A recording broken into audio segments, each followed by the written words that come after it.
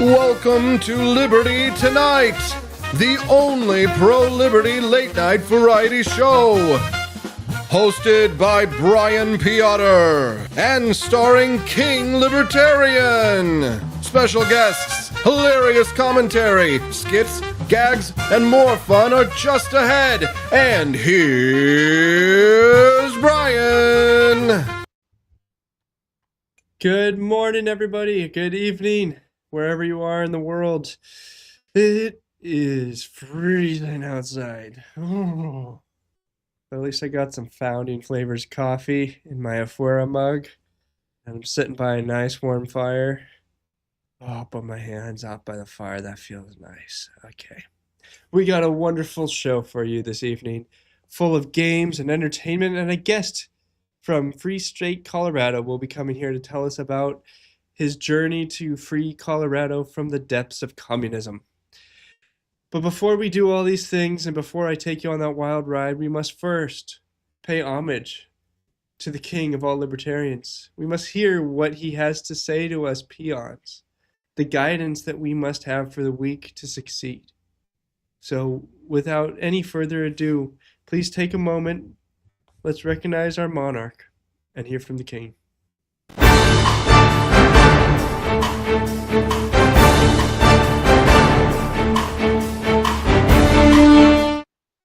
Hear ye, I am King Libertarian, benevolent dictator of libertarianism, slayer of status, hater of bureaucrats, and all-around badass monarch.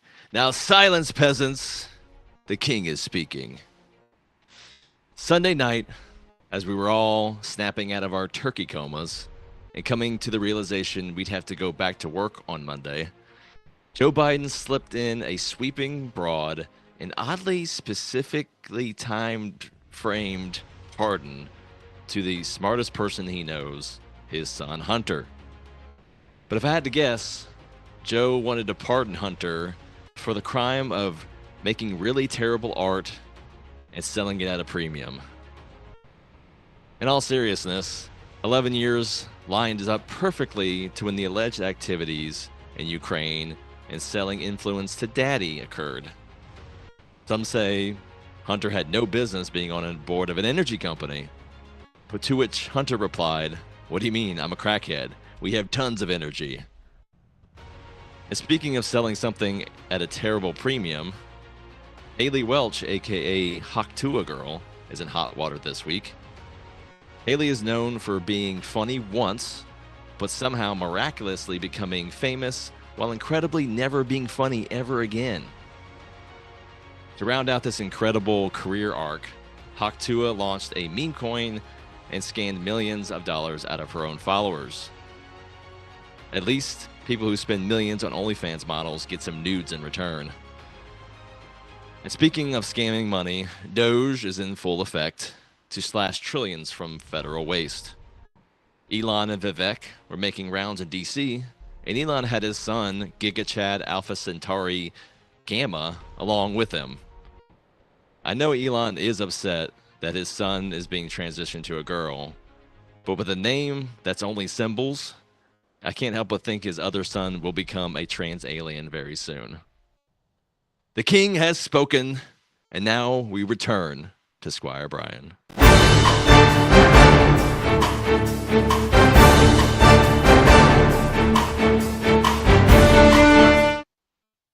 Thank you, sire. Welcome back to Liberty Tonight, part of the For Liberty Network. I am looking here. Yeah, it was 23 degrees today, Buck Nasty. Yeah, that is absolutely... I had a vote, and it came up that everyone was voting to have summer back. So I don't know if that's how democracy works, that summer will come back tomorrow. But that's definitely what I wish. I'm over the cold. There's no reason to have it at all. No reason at all. So anyways, sire, how was your holiday? Did you gain any weight? It was good. I always stay a jolly size because I'm well fed, unlike these peasants. But it was good. It was good. I gave thanks to myself for myself, and so did all of my loyal subjects. It was great. And down here in the state of Florida, which my kingdom resides in, it's been great. Haven't noticed winter at all, so I don't know what you're talking about. Oh, that's true. You really only have 2 seasons, right? Wait, That's right. How many seasons do you have? You have hurricane We have season. we have warm and we have holy crap butt sweat. I have swamp ass. So, And you have the swamp hurricanes. ass Don't forget era hurricanes. is it's okay, but the rest of it's really cool. Oh well, right on. Let's not waste too much time. We have our Well, what are we talking about? What are we first doing? Where are we at? first story of the day from our All great right. Austin Peterson. Clipped this, put a watermark right in the middle so that he can't go without credit while we watch it on his show. If you did anything wrong, which they didn't, they might want to not take a pardon. But I will say this, you're talking about an unprecedented crew of people coming in. Listen, even if they don't indict you, they could investigate you into bankruptcy, torture you with FBI investigations. Kash Patel is evidently going to be our next FBI director. Is that what you want to be dealing with for the rest of your life? The question is, Oh my gosh. Wow. Could they What really? incredible admissions back to back to back. Like we can unpack this for probably 30 minutes. What she just went through. Yeah, for anyone that doesn't know, this is the possible additional pardons that Biden is expected to or is considering before he moves out. And yeah, Fauci is on that list. Yeah, what's your first thoughts about that, Brian? Because there was just so much there. My first thoughts are that they indicted Trump with a bunch of crap from multiple states, in multiple places, and they're playing D. They think that we did it to him, turnabout is fair game. We better preemptively protect ourselves and start signing pardons like they're going out of style. Yeah. I think that's what they're going to do. And I don't blame them. Can we deport them anyways? Yes. If you pull her back up, my first thoughts are when I saw this video is, girl, get your roots done. That is, woo, you look terrible, girl. Oh, get your roots done, girl. And pink after Thanksgiving, that's terrible. But besides her her horrible aesthetics right now, what she said at the beginning, right? Don't take a pardon if you're not. Why are you being part? Don't take one if you're guilty. If you're not guilty, it's a lot of this is the same with Hunter, right? Why was it 11 years? Why are you considering pardoning these people specifically if they didn't do anything wrong that you are aware of? That it makes no sense. But also another part of this too is the Fifth Amendment. They can no longer take that, so it allows that person to basically snitch on everybody and not get in trouble for it, at least through the law. But yeah, it's interesting. And then it with one exception, and that is, what if you don't show up to subpoenas? So say the House subpoenas like they did to Bannon, and Hunter Biden doesn't show up. Will the Republicans? What happened to Bannon? Will Republicans actually have the balls to do anything about it? I mean, the Democrats have set this precedent. It's if they I think I it hope doesn't so. even take balls. It's just filing the paperwork. Like there's not going to be a lot of political shoveling need to be done. Seriously though, it feels like the left gets to play this game of random, like, throwing crap at the wall and see what sticks, and the Republicans are like, we must be the civil ones.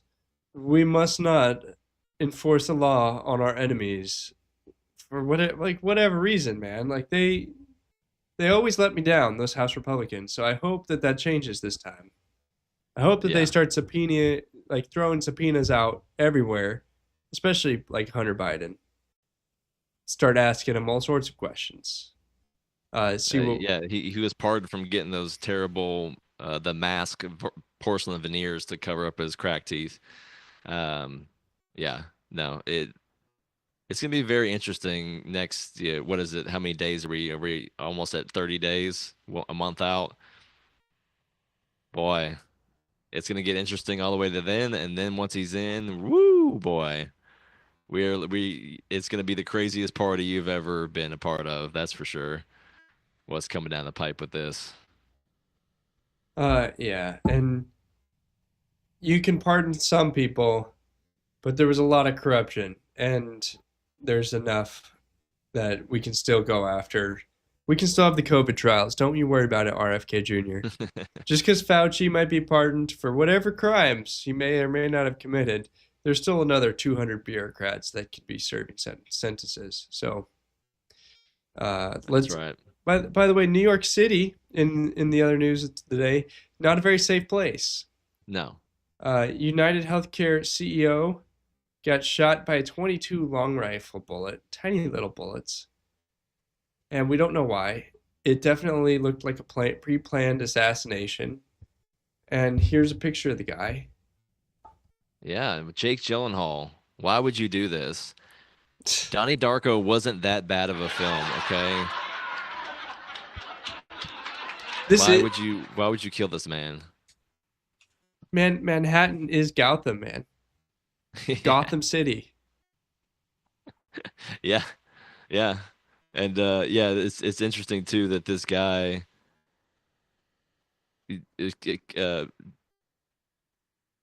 put in jeopardy his entire operation just to flirt with some chicks at a hotel bar. Like, If that's him, if it is, I don't know. There's yeah. also 10 million people in New York City, and people are catching pictures from everything everywhere and throwing them up on the internet. I'm not saying I know that this is that person, and I'm just accusing a random person on the internet, but still, it seems like I wouldn't trust the NYPD to ever solve this in a million years, but with all the attention from the public, I feel like we got a good shot. Yeah. Yeah, And I there's don't know if you saw some of the leftists celebrating this. But yeah, they were really freaking out about some divine political justice. Uh, these people are dangerous. yeah. But Why would you want CEOs of random insurance companies dead, guys? they want to start a revolution against the bourgeoisie. We need to That's Karl Marx. move to Canada, guys. Move to Canada. They got all this wonderful insurance. You can have it up there. Just go illegally immigrate to Canada, claim that you're a refugee from America, and then enjoy your life. Enjoy the cold. Also, We're people. gonna get to this later, but we're gonna annex you anyway, so you're gonna be part of America again. Yeah, we are going to Uh, get to that later, and I just want to be the one voice of reason that says, I don't want it. I don't want you. I don't know why so many people are like cool with it. Daniela in the chat said, "Dream boat status." Yes, shoot CEOs in my heart. I'm not hitting the clap audio for you on that one. By the way, I saw an ad for CEO of UHC, an ad for with 100 applicants just today. Oh, I don't know if that's real from the company, but just remember, your company is not your family. They do not love you. They will replace you in 1 second. it's called human resources for a reason. You're a human resource, just Yeah. like electricity and the car. You got mileage, but that's the thing too with like these leftists that don't understand what's going on, except that they view you that way and play the game. Make yourself valuable as an asset, and then you'll get what you deserve. But instead, you want to be petulant children throwing a perpetual Yeah, fit. it's not about your degree. It's not about your PhD in anything. It's about what can you actually accomplish in a given day. What skills do you actually have? And And are they nature, valuable? their whole thing is like, I have to work to survive. Go into the woods and see what not working does for you. You're dead. It's it's a rejection of reality itself and the nature of this planet that we live on. It's bizarre. Uh, But yeah, Or the just story you had up. go on a vacation to Africa. See what it's like to live in a place without capital. I've been to Africa. It's horrible. Don't do it. Yeah, no, there's no capital. Not just financially or just in hard assets, but in just uh talent and innovation and anything. It's a terrible place. But this is a oddly timed update here on the Blue Cross Blue Shield because a lot of people are speculating that it was a claim that this person was mad about or whatever. But yeah, Blue Cross Blue Shield reverses its controversial. I'm going to put that in their decision for time limit on anesthesia. So yeah, they were saying to the hospitals, you can only keep them.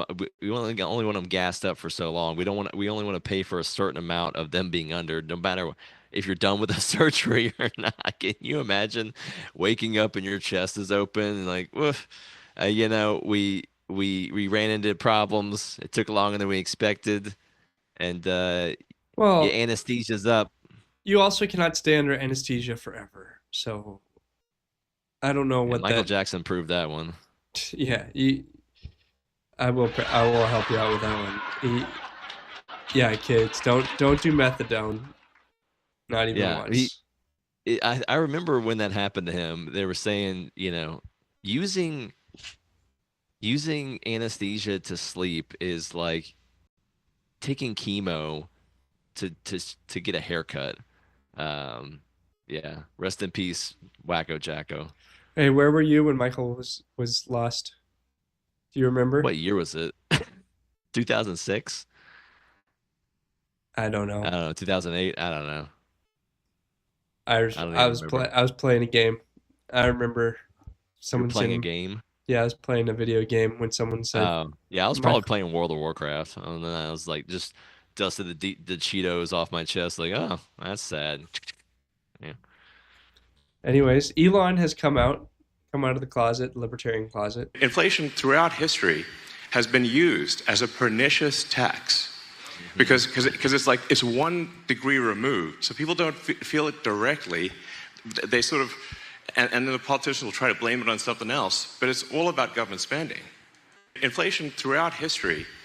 How did we get to a point to where the most powerful, richest, and most influential person since Leonardo da Vinci, or maybe Tesla himself, it sounds like he's been at a predominantly male libertarian party conference the entire weekend. This is incredible that this man is saying these things. Is it not? He's retweeting you on Milton That's true. Friedman. That is true. For everyone that hasn't been watching previous episodes, the man himself, Elon Musk, retweeted my Milton Friedman video that I shamelessly took from what's that YouTube channel? Free to choose, the dusty old channel. Uh, but yeah, no. And talking with Ron Paul and Ron Paul being part of Doge, which we'll talk about. What an incredible time to be alive. That the like not just like, oh, taxes are bad or oh, inflation's bad, but tying them together and at a philosophical level of understanding of libertarianism and free market economics, and the fact that he believes in it enough to talk about it. It's almost like you have an idea for so long and nobody shares it with you. You're like, am I crazy? What I believe in so strongly, like free market, Mises type of economics, maybe I'm like, am I the crazy one? But the fact that someone like this will come out and back you up, it's like, all right, maybe I'm not as crazy as I thought. Which reminds me, Ron Paul, Vivek, Elon. How can we not be cheering this as libertarians at this point, guys? Like, Yeah. this is the victory that we all wanted in 2008, and we can leave the Libertarian Party behind from there. For those of you who were listening last week, I brought up the fact that I I approve this message. I'm not I brought up the fact that Sean Hannity called me a communist plant. Yes. So I'm just going to start this. It starts at right. It's about 7 minutes. We've got a Democratic House, Democratic governor, Democratic Senate. So set you up. This is an interview with Joe O'Dea was a Republican running for Senate in Colorado in 2022, and I was a Libertarian running against him. I was polling at about 5%. It was at this time that Blake Masters was running in Arizona, and the Libertarian withdrew and endorsed Blake Masters. This actually put a ton of pressure for me to do the same, but this guy wasn't Blake Masters, so I did not do that. Here's Sean Hannity talking to Joe O'Dea. And the policies here are crushing working Americans. And so it's time. People are upset. We're talking about the issues here in Colorado that are important to working Americans. It's inflation. It's the cost of gas. It's record crime. I mean, Colorado's leading the nation in auto thefts. Crazy stuff. And so people are upset, and they're ready to get our state back. And that's why I jumped into this race. All right, so you're in this race, and I saw Trafalgar in that poll, and I'm like, wow, this is a pretty tight margin, tight enough to say that there is a strong possibility you can really make a run for it here in Colorado. We've been focused on Michael Bennet since we got in this race. Had a tough primary, as you probably have heard. Schumer's PAC dumped $10 million into my race. Trying to show me as a moderate that could, and the other guy was running against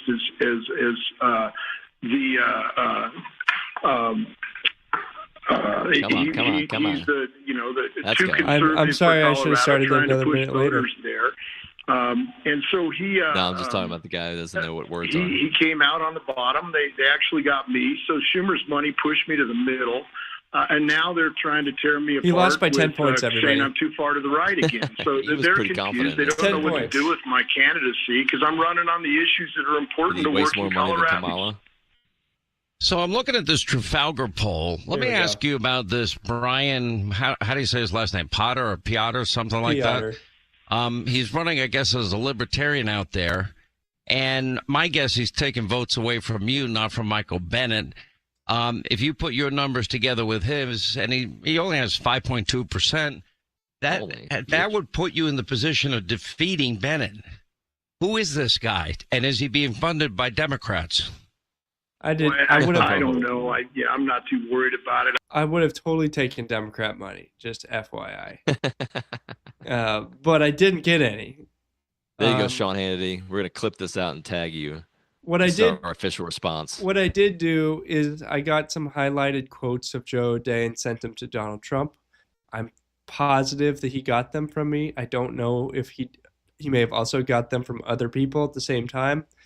But the following week, he tweeted, there's this rhino character in this great state of Colorado, Joe O'Dea, that's running against the incumbent Democrat for the United States Senate, who's having a good old time that he's saying that he wants to distance himself from President Trump and saying other slightly nasty things. He should look at the economy, inflation, energy independence, defeating ISIS, stronger than ever border, great trade deals, and more before he speaks. MAGA doesn't vote stupid people with big mouths. Good luck, Joe. Ooh. So Joe O'Dea lost by 10 points, and we can all forget who he was or who he is. If he had just taken the deal, then he would have lost. What percentage did you end up getting? 1%. Oh. So all right. Well, first of all, I don't think I won. But second of all, I don't trust the vote counting method in Colorado either way. No. If I could have been 2%, I could have been 1%. Whatever the case, I don't trust the number that they gave me. I don't think I won.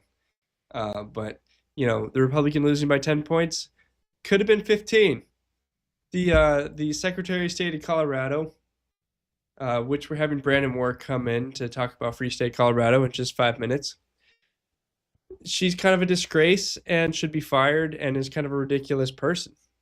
So before we go, I do want to say that I'm happy for everyone who's here tonight. Thank you so much.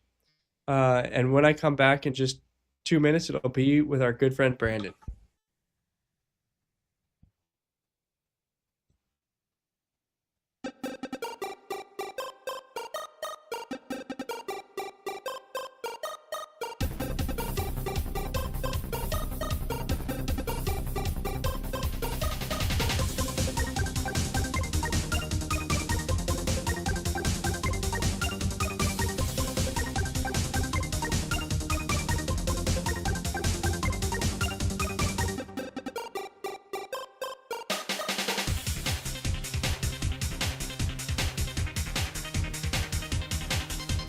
Are you tired of the strange radioactive effects of leftist culture? Do you ever wonder what happened to good old-fashioned American values? Well, fear no more, because there's a new force fighting back against the cultural rot of today. Introducing Culturama, a right-of-center talk show that's taking back the future today. Hosted by none other than blonde bombshell herself, Daniela Pensack. She's not just talking, she's taking culture back. With sharp takes, brilliant guests, and a few surprises along the way. Tune in to the live video podcast twice a week, because the future doesn't have to be weird.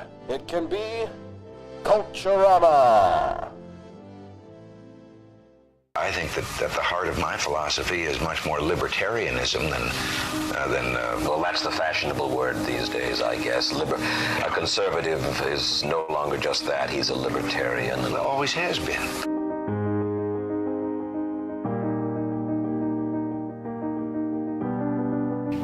Yet any time you and I question the schemes of the do-gooders, we're denounced as being against their humanitarian goals. They say we're always against things, we're never for anything.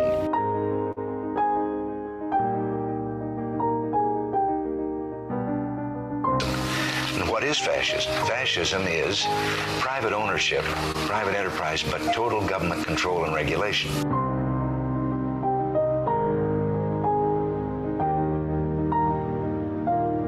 Well, the trouble with our liberal friends is not that they're ignorant. It's just that they know so much that isn't so.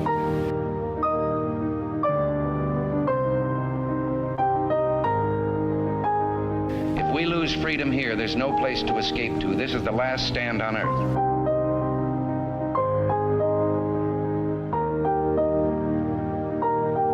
This is the issue of this election. Whether we believe in our capacity for self-government or whether we abandon the American Revolution and confess. Okay. Whoop. All right, he's gonna ask you some questions, but I'm gonna play a game with you.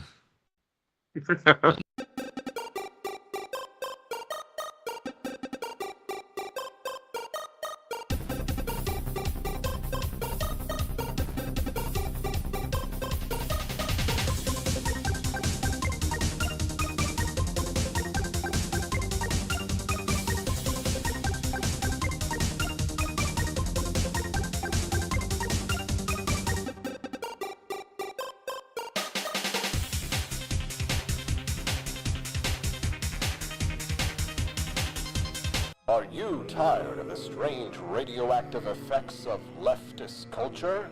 Do you ever wonder what happened to good old-fashioned American values?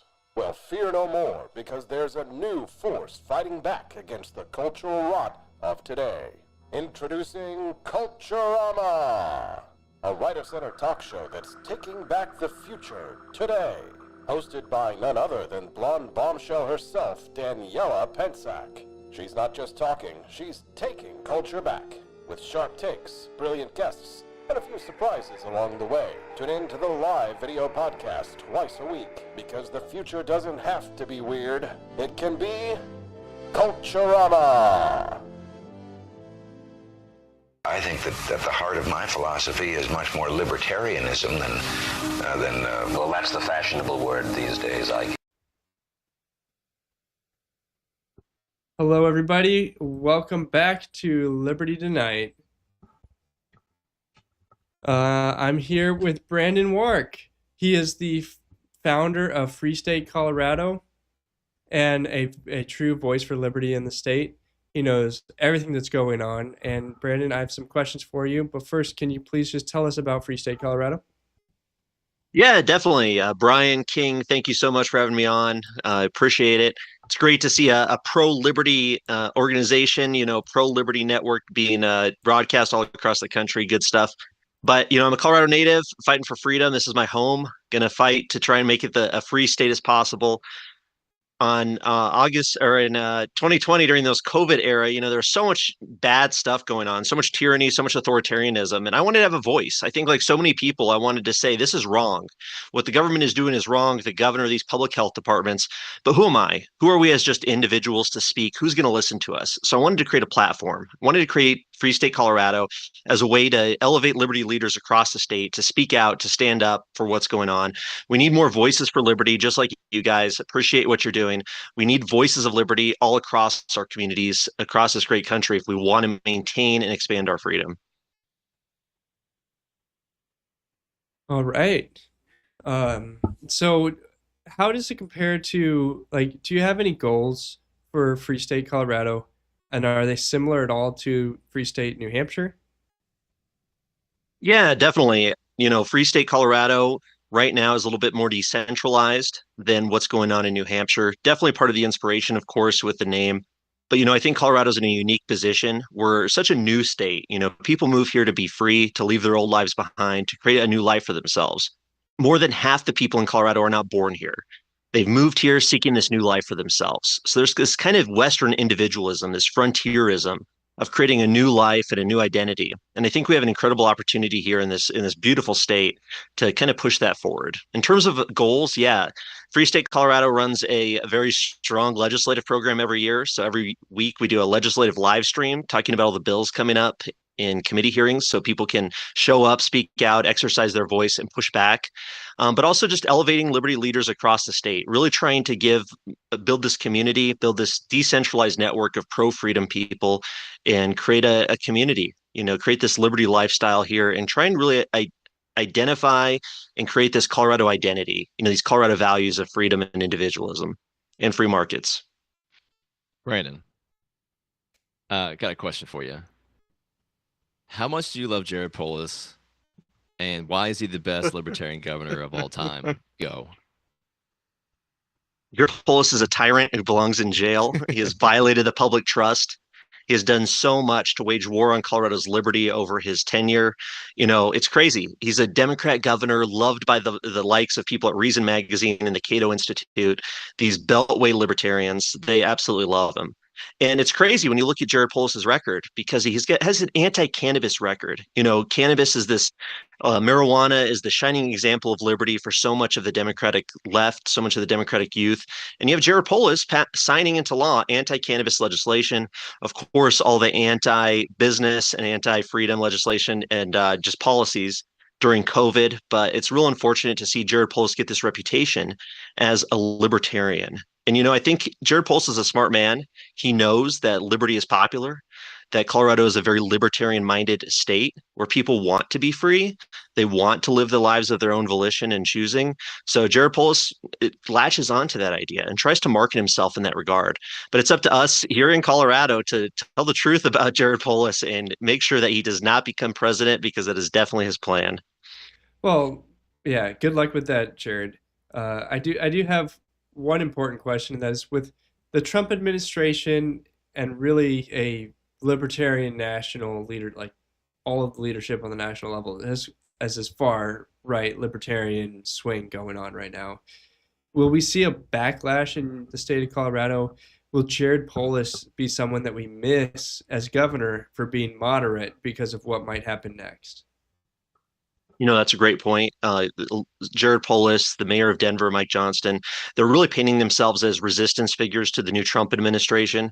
They want to be the leaders of the Democratic Party going forward, a party that's in total disarray.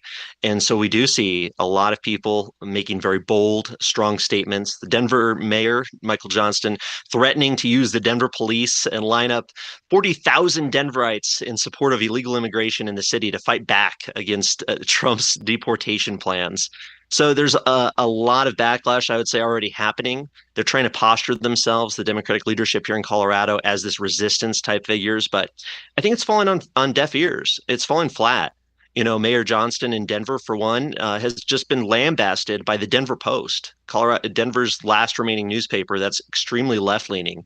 Their editorial board just came out recently and said that Johnston was irresponsible, that he is making this violent rhetoric has no place in our state. So interesting to see that there's kind of a general movement to this new political alignment, I would say, that is potentially going to leave people like Jared Polis and Michael Johnston behind if they don't change their attitude and actually adhere to some more liberty values. If Johnston was in my kingdom, he would be tarred and feathered, that's for sure, and maybe off with his head as well. But yeah, to your point, I think that Polis in particular, that Johnston, he's an idiot, but Polis is extremely intelligent. You can tell. I mean, you don't make companies and sell them for hundreds of millions of dollars if you're a dummy. So I think that he's likely, I mean, not specifically, but he's looking at people like Cenk Uygur, and Bernie Sanders. He's definitely looking at. And what thing that Cenk makes, and I agree with, is it's now populism, whether it's left or right, and the left populism is now forming to, like you said, take over from that establishment Democrat Party. But that's the coalition that you're seeing right now, is this populist left is now trying to form a coalesce, and that's why you see friendly messages from Bernie to Elon. That's why you see Jared coming out from all of his faults and saying it was bad for Hunter to get pardoned. So there's this horseshoe effect where they're trying to tap into that populism, and really all it is just being common sense and not living in a fantasy world, Barbie world versus real world, which the Democrats live in. Life in plastic's fantastic, but not for what we're trying to do here. So I think that's probably what he's tapping into. Specifically for Colorado, he wants to be part of this, like you said, a populist leftist counter to not only the populist right, because they know they're losing if they don't go populist, but then to fill that vacuum, fill that void, and kind of supplant themselves into the Democrat Party as the new leaders. I think even too, like AOC could easily take a populist tone and gain a lot of support because she's her. So yeah, it's interesting that we're seeing this happening. There's definitely an identity crisis in the Democratic Party. It's not clear who this leadership is, and we'll see people like Jared Polis try and stake that claim. And we'll see what happens. It's going to be interesting to see this next generation of left-leaning populists and how they tap into it, if they're able to. Maybe they won't. Maybe they'll have to wait a few election cycles for things to kind of come back around their way to gain that national support.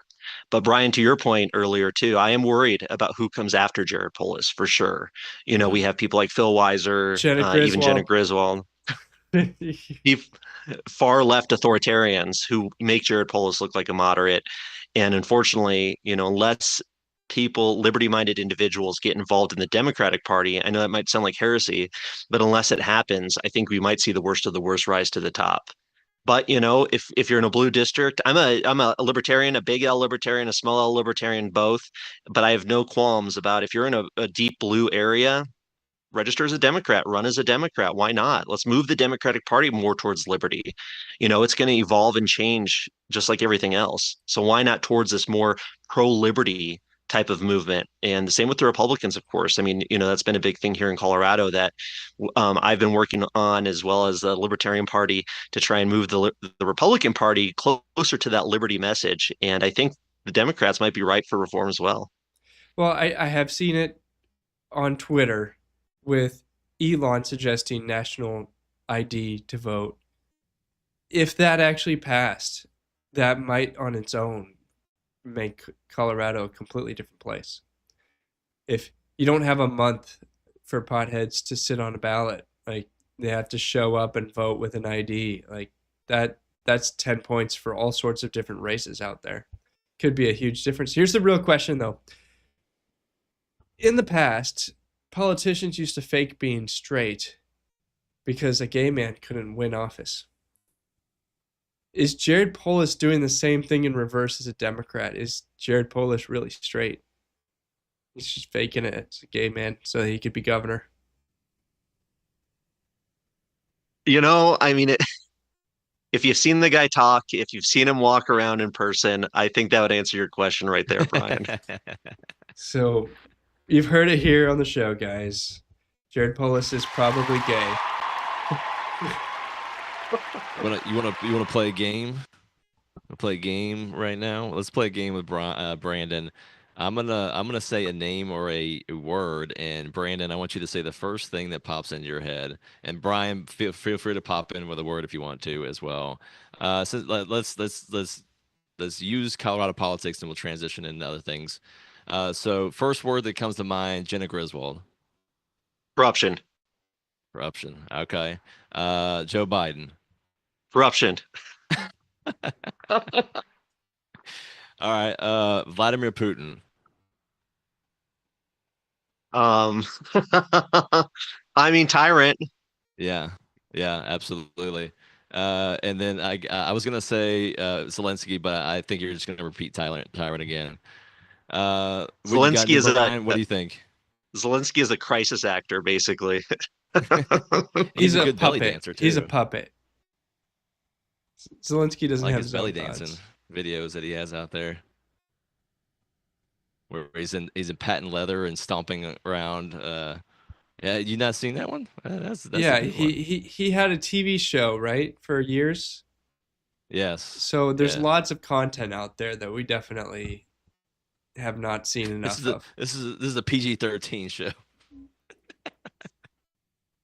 You know, it does bring up an interesting point. We see these actors ascend to political power. You know, I mean, Donald Trump, definitely an actor. If you've seen Home Alone 2, of course, you know, come on, he was on The Apprentice. So much of this. You got people like Zelensky, you know, people who complain that politics is just a dog and pony show. That's just this big game, this big, you know, production, this theater that's put on for the people. It makes sense to recruit actors for those positions, right? Sarah Silverman just said that she's going to stop talking about politics, and that people were sick of celebrities talking about politics. So again, there are these people that you think are dumb because they're Democrats, but they actually have a brain. And anyone who's honest right now. Wait there. Like, if you're going to be an actor, you could see, like, people memorize entire plays full of lines. Kamala couldn't go out and not read a teleprompter for 1 minute. She had to have the lines right there or she would freeze. So I think that there's not enough actors, if anything, willing to put in like even a little bit of hard work to memorize a speech that someone else wrote for you. The whole presidency's on the line and you think you can win and you're not going to do whatever amount of work that is to just memorize the speech. There's a significance to the passage of time. Passage of time is very significant, and when you think about the significance of that, there is a passage of time. So, well, I'm very glad we don't have President Kamala. So Brandon, do you think a woman can ever win presidency of the United States? Oh, definitely. Yeah, I think there's a real possibility for that, but it's got to be the right person. You know what I mean? I mean, you got to think, you know, if it wasn't for Donald Trump, Hillary Clinton probably would have become president. You know, if she was running against somebody like Jeb Bush or John McCain, you know, just go back in time a couple of cycles.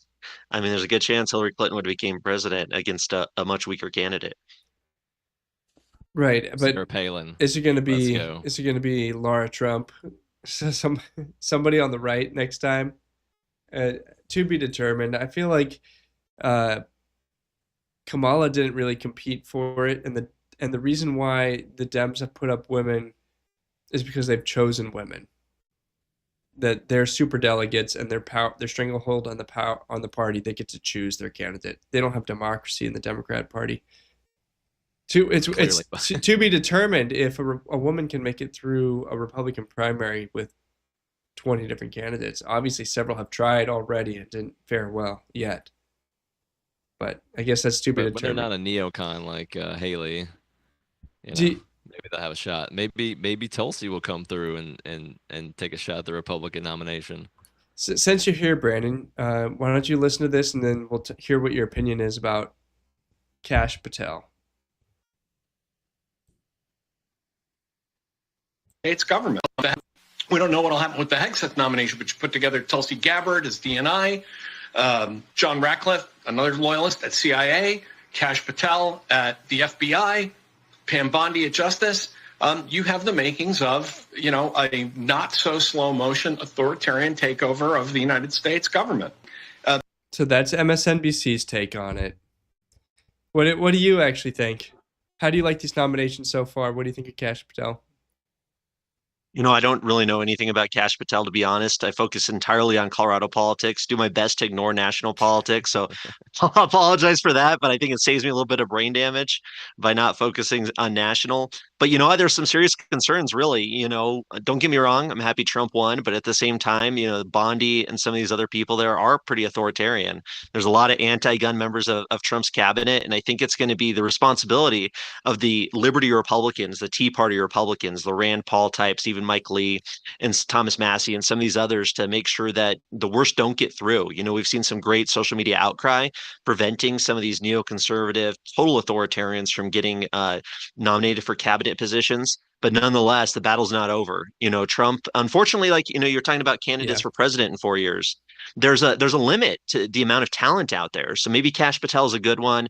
There's other people out there who are good talent, but there's definitely a limit of talent. Unfortunately, so many of these authoritarian neoconservative types are what's available for Trump to choose from. Very unfortunate. Many of them say, "Oh, I can just make the FBI better. Let's reform it." But ultimately, the beast cannot be reformed. Yeah, that's Kash's whole thing. So, to be seen. But like you said, I think he's better than Pam Bondi and definitely better than Marco Rubio. But to your point, these people are career DCers. And there's only so much that you could pull from. I mean, he was a federal prosecutor, then he was the deputy director of a national intelligence agency, and he also was key in uncovering the Russiagate hoax as that deputy of the DNI, I think it was. So, yeah, it's like, you get the best you can. That was the controversy too around the libertarian pick for the cabinet, right? And basically it came out as like, it's RFK because he's technically a libertarian.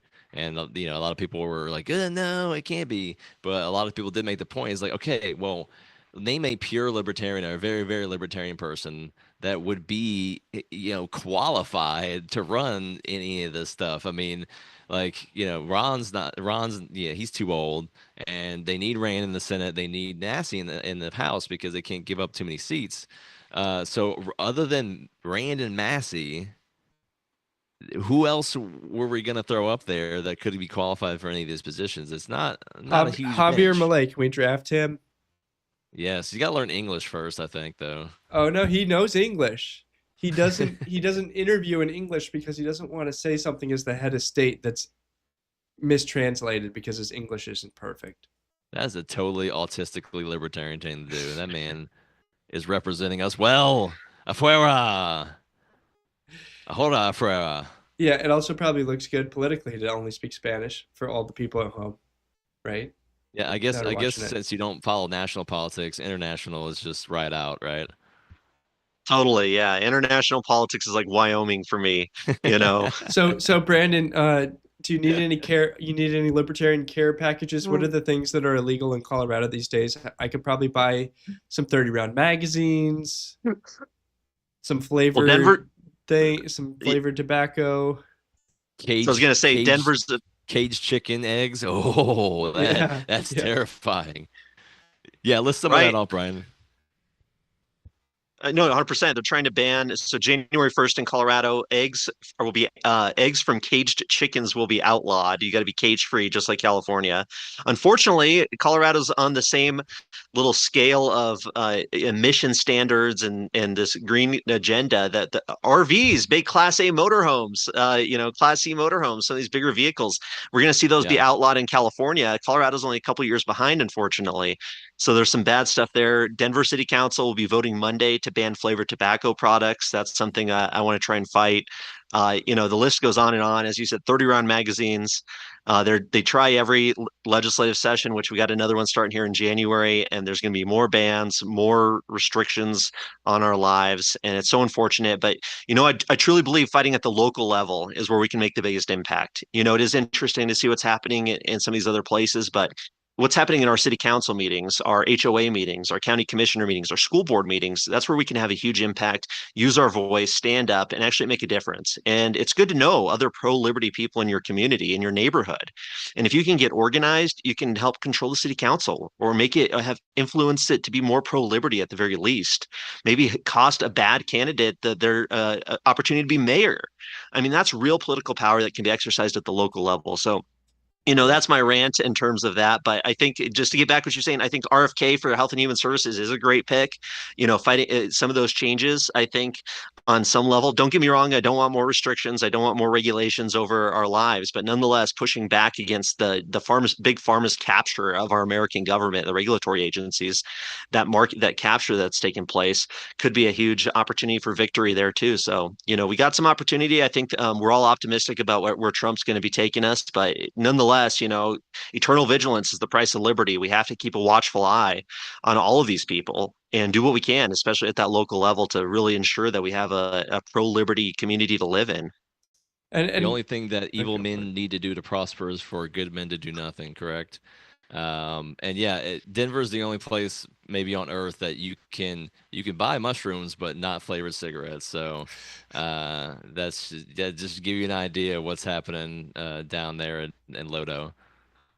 I did have one more question before you go, and that is, what happened in the election in November, and how will the legislature be different in this coming session? They make a lot of talk about Colorado being a blue state, but there were some big wins for liberty, actually. There was a lot of good wins for some Republicans across the state, just like there was everywhere else in this country, right? So in the state legislature here in Colorado, down in Denver, the Democrats lost their supermajority in the House. They had a supermajority, and they still have a majority, don't get me wrong, but losing the supermajority definitely makes some changes. I'm going to be doing an interview with our House Minority Leader, Rose Puglisi, to talk about what that means in terms of the supermajority would allow them to override the rules, to silence dissent, silence speech, to make the Democratic agenda pass a lot faster. So that changed. There was some major wins for Republicans in our legislature, and then in Congress too. I mean, a Democratic incumbent Congresswoman, Yadira Caraveo, was unseated by Gabe Evans, who is a state legislator who worked with the Libertarian Party of Colorado to make sure he didn't have a Libertarian candidate running against him. And we have an even split in Colorado, 4 Democrats and 4 Republicans as our congressional delegation. I mean, that shows you that winning is possible, that there's an even split there, that, some bad ballot measures were defeated as well. So, we have to temper our expectations about what's possible these next few years, but nonetheless, keeping a split in the congressional representation, keeping the Democrats from having a supermajority in the House and the Senate and the state legislature is important, and then doing everything possible to prevent bad ballot measures from passing on the statewide and local level. So, there's a few things we can take a cheers with, and I got my Liberty Tonight glass here, my little tumbler here, filled with some delicious liquid to celebrate the limited victories we have for liberty here. So appreciate it. Yeah. Well, Brandon, tell everyone who's watching what they can do to support you, especially if they already live in Colorado. The big thing is join the email list. There's going to be a lot of opportunities for activism here in 2025, whether it's our legislative program to get people involved, to build a relationship and a connection with your representative in the state Senate and the state House, to showing up to committee hearings, to speak out, to organize people in your neighborhood, to try and stop some of the worst legislation from passing, to the municipal elections. I know people think, oh my gosh, we just had this huge election here in 2024, new president, new this, new that. But in 2025 in Colorado, there's dozens of city council seats and mayoral seats up for election. The largest cities in Colorado, actually excluding Denver. Denver does not have elections in 2025. They just had them in 2023. But some of the biggest cities in the metro area and across the state will be having elections for mayor, for city council. And that's where the real fight is, the real fight for liberty, to protect our rights to have chickens in our backyard, to protect our gun rights at that local level, to keep our taxes as low as possible. So join the newsletter on freestatecolorado.com. On the left there, you'll see a spot to sign up for the email newsletter. Follow me on X, formerly Twitter there, of course, Facebook, Telegram, YouTube. Just look for Free State Colorado. We got a lot of work ahead of us, and I hope you can join. All right. Thank you so much for coming and joining with us, Brandon. I look forward to talking to you soon.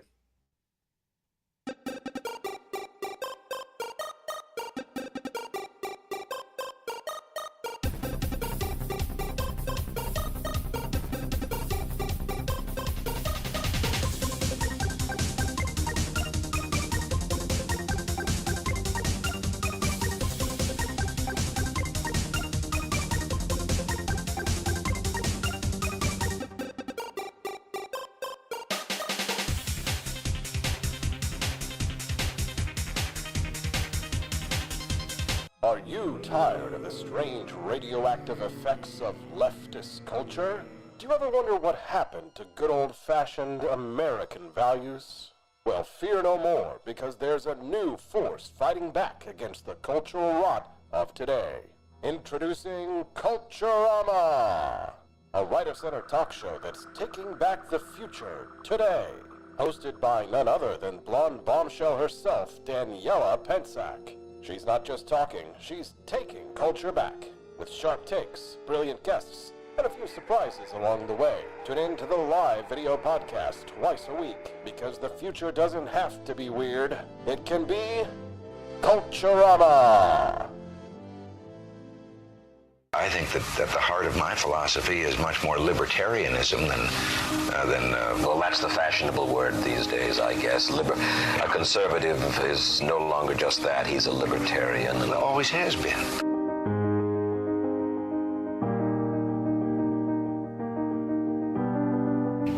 Yet any time you and I question the schemes of the do-gooders, we're denounced as being against their humanitarian goals. They say we're always against things, we're never for anything.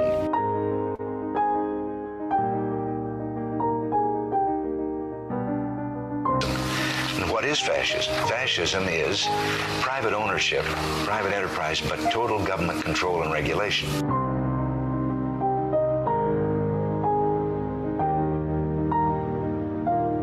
Well, the trouble with our liberal friends is not that they're ignorant. It's just that they know so much that isn't so.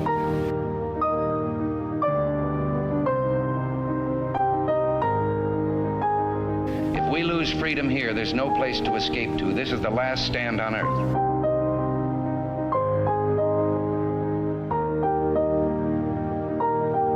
This is the issue of this election. Whether we believe in our capacity for self-government or whether we abandon the American Revolution and confess that a little intellectual elite in a far distant capital can plan our lives for us better than we can plan them ourselves.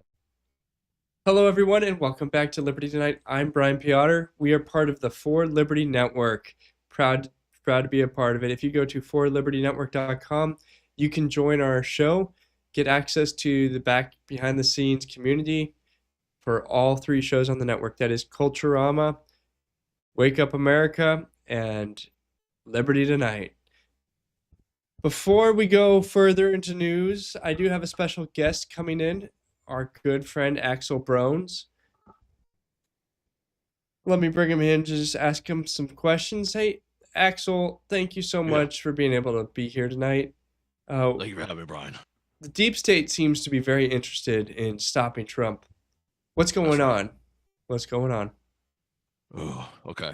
I have 4 stacks of news. I have 1, 2, 3, 4, 5, 6 stacks, 7 stacks, 8 stacks, 9 stacks, 10 stacks of news. I have all the documents here. They're trying to stop Trump at any means possible. You got the war going on in Ukraine. I predicted 300 years ago that they would try to stop Trump in the year 2024. He would win the election in a landslide. They try to steal it, and now they're trying to steal it again. I said 3 weeks ago, not 300, 3 weeks. I used to have a photographic memory. No, let me calm down. Okay. I said that they would attack on missiles. They did attack on missiles. And now everybody is doubting me and saying, how did they know this? It's on the damn news. They talk about it every day. They're trying to steal us from Trump. That's just one angle. Brian, that they're coming out. They're gonna release a new virus. Yeah. They're gonna do civil unrest. They're gonna go to martial law. They're gonna declare the election off. And everyone will say, how did Axel know? How did Axel know? They're in the current documents. They say it every day. I'm sick of it. So is Trump going to win? Look, Trump already won in a landslide. This is what they're going to do. They have biolabs all over the world. They're going to release a new monkey bat corona ass plaster, and what they're going to do, they're going to put it out into the poor neighborhoods where they always have their operatives. They're going to have some patsy that's going to get up, and he's a homeless guy, and they're going to wind him up like a wine doll, and the FBI is going to deliver him right to Gretchen Whitmer's door, and a fake kidnapping. It's a fake. Everything's fake. Take a deep breath. Take a deep breath. I got all the stacks here. I Can haven't even got into them yet. Oh, can Donald Trump overcome these things now that we know they're going to happen? What can we do about it? Okay, Brian. I have back channels to Trump. I know the people on his side. I have direct access to him. And he won't listen to me. He's too pig-headed. He just does whatever he wants, and I keep telling him. I gave him the documents. Can our audience help? Listen to me. Can our audience help with this? Yes, tag real Alex Jones. Axel Brones, not Alex Jones. I'm Axel Brones, not Alex Jones. I don't know who that is. Tag me.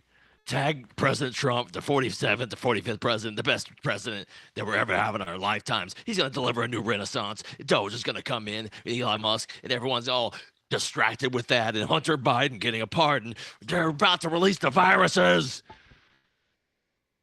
Do you understand me? I don't have a mirror. I don't have a crystal ball. I just have discernment and God on my side. You have discernment? These devils. You have These discernment. devils want to take me down. They clawed Tucker Carlson.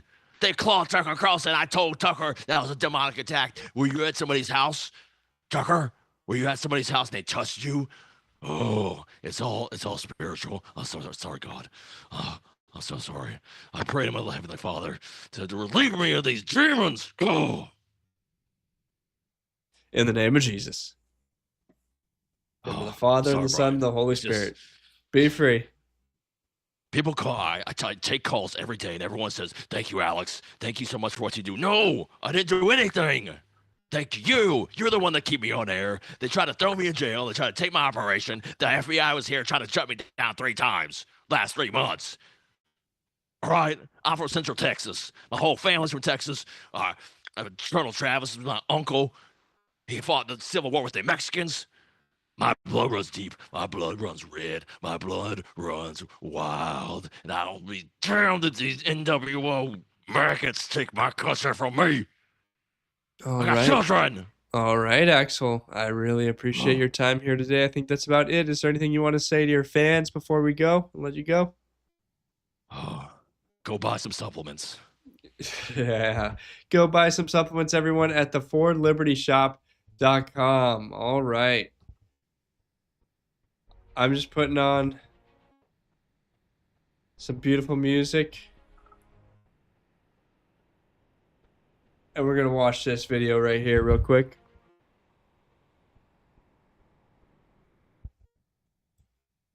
Chicago Grow right here first. Please come here first. is going to go mega. We want a forensic. Ma'am, I would ask that you keep your. Hold on a second. Stop her time. Stop her time. You told Trump you ain't gonna blink? Well, we ain't either. You ain't above the law.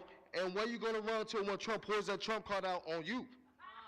There's a 10-year prison sentence when you want to stand up here for those illegals.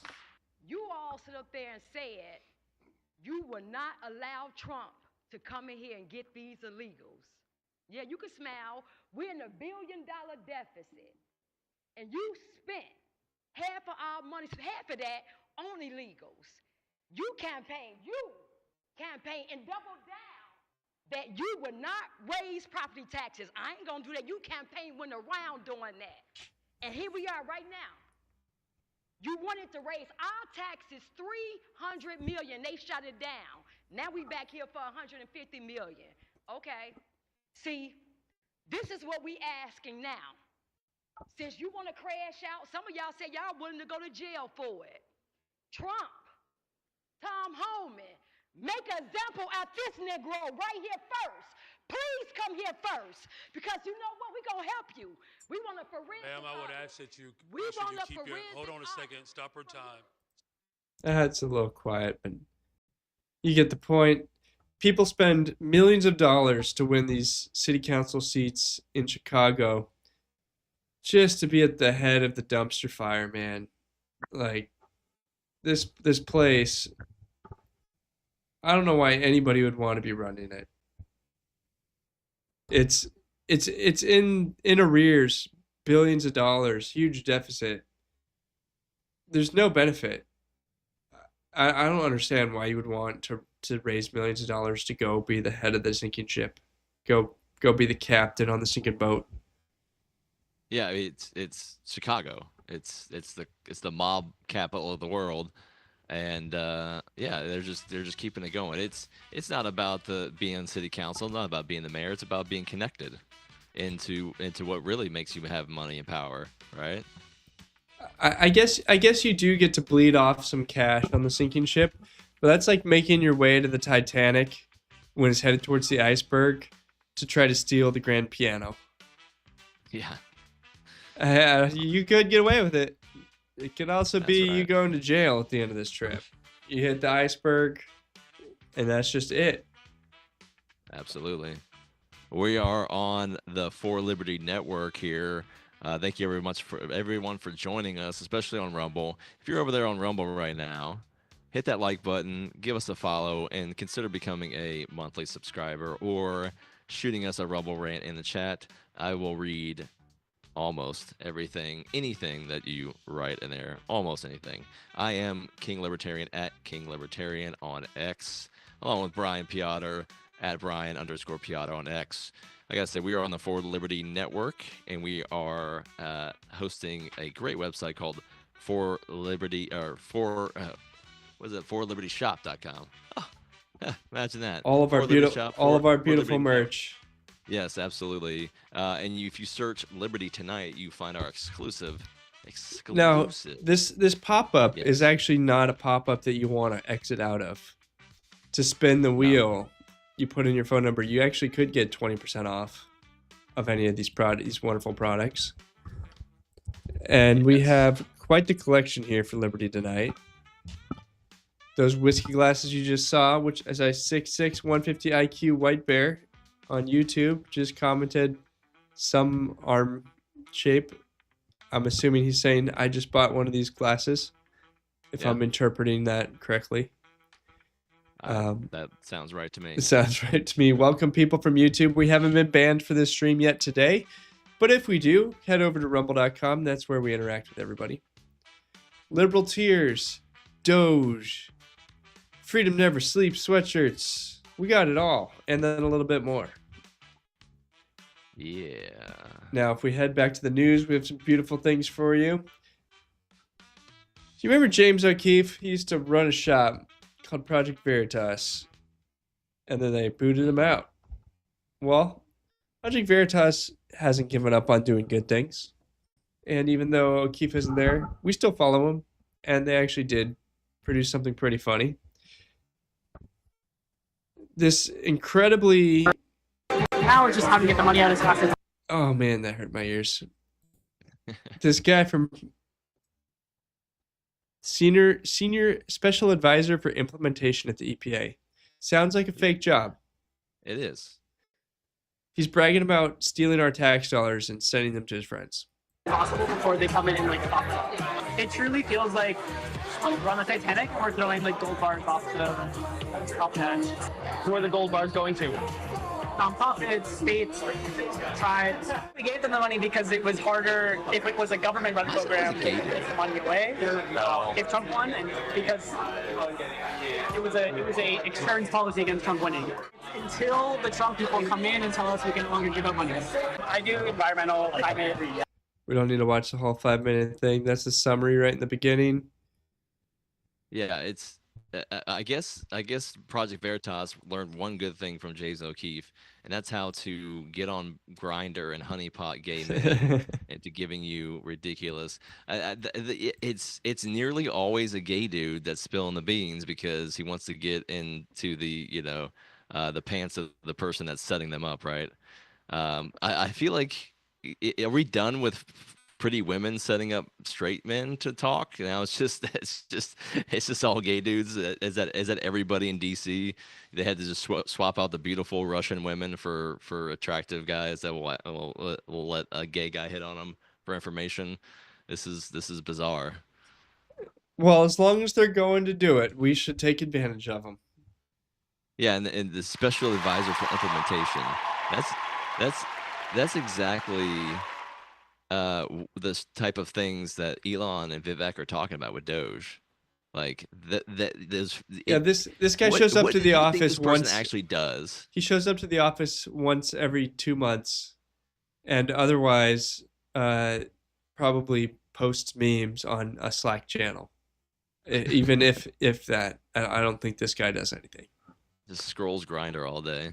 He texts people like, who needs money, and then sends them checks from the EPA, and then when he gets out, he's going to try to get a job.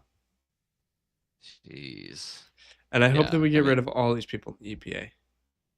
The Department of Government Efficiency posted something on X today saying, here's how long it takes to do things. It was like, this bridge, 15 miles of highway, 20 years. This bridge, 15 years. Like, it's a freaking government. Like, they sit on their hands and cost everybody billions of dollars, and then we wonder why things are expensive. And like you said, the SpaceX is now the U.S. space program. You privatize something, it's gonna get better.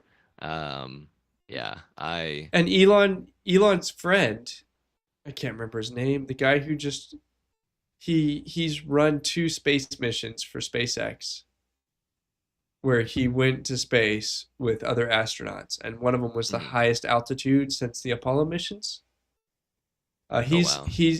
Donald Trump just appointed him for head of NASA. Nice. And he's a billionaire in his own way. Like he's not Elon. Yeah. The mainstream media was like another billionaire on the bar. Like they didn't even mention this dude was a freaking astronaut himself. Jared Isaacman, astronaut. I hate white people. I hate white rich people. Get out. Get out. I hate you. You ruined my life. Life is a zero-sum game, and I'm nihilistic and atheist. I don't think anything matters. Like, get out of my face. He's only worth 1.7 billion. Oh yeah, he's not even the rich of Joe Rogan. Get out of here. Yeah, that's like middle class now. I mean, just one, just 1 billion. Is that all you got? Yeah, since inflation's hit very hard, I really do appreciate everyone's Rumble rants. Even though that dollar doesn't buy me, it buys me 97% of what it bought me last year. It's still very much appreciated. Thank you, everybody who does that for us. That's how we keep the lights on. Pay your tribute to your king. Pay your tribute to your king. By the way, so some really good news. One of the worst Republicans is leaving the Senate. We still have more. Believe me, God, believe me, there are more to leave.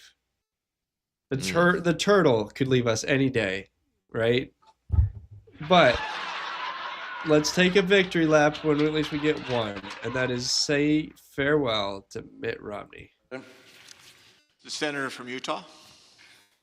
I rise today to first thank the leader for those generous comments and to mark for my colleagues the departure soon from my service here in the Senate. During my life, I have rarely been truly alone. Maybe taking tests at school or running cross country or on my uncle's tractor cultivating corn. He is the most boring, underwhelming person ever. And what is up with that noggin? Like, is his head getting bigger as the more boring he gets, the larger the top of his head extends? What is happening with this man? He got his butt whooped by Barack Obama, and so Utah did not shift red this year. Guys, you guys have one of the best senators ever, Mike Lee. Don't know how you got him. He's so good. But then you also had this one. So yeah, I mean, it's the same in Kentucky. How do you do Rand and McConnell? And speaking of McConnell, like you were saying earlier, hopefully he's on his way out. I think he's one freeze frame away from having to take an early exit out. That dude freezes up. He freezes up more than a freaking faulty free online. Every breath is a game of sudden death. And I honestly, we need Thomas Massie in the Senate to replace Mitch McConnell, and Kentucky can have the ultimate power couple. Yes. Which yeah, so we all Massey, want. Rand, yeah. I don't know what they're feeding them in Kentucky, what's going on there, but But also Utah shifting left. What the heck, Utah? I thought Mormons were like conservative. What's going on? Well, a change, a shift, doesn't have to be because of the Mormons. Like it could be Californians moved in, right? It's just they shifted left. Maybe the Mormons' kids grew up. They're 18 now, and they don't like their mom and dad. I don't know. I don't know what That happened. happens a lot. But what the heck? The rest of the country went right. I thought the Mormons were supposed to be weird enough to be repulsive enough to like keep their own little space to themselves, but yeah, I don't yeah, how do California the shit libs and conservative Mormons, that just seems like an odd mix, but as we know, California shit libs, they don't care. They'll just come in. You know, you and I both lived in Colorado. They don't care. They just it's like a virus. Oh, Honey badger don't care, except the honey badger has purple hair and special pronouns. But still has incredibly thick skin that even a cobra can't bite through. Vaccine researcher Peter Hotez says multiple viruses will be unleashed on America the day after Trump takes office. Okay. On the pike, starting on January 21st. Mr. Bloomberg mentioned H5N1. That I'm really worried about. It's all over wild birds on the western part of the United States and going up in the north. It's getting into the poultry. We're seeing a sporadic human case. This guy looks so disheveled, just to be like, he's got disorganized office, disorganized hair, disorganized bow tie. And why is his mic stand right up into his camera?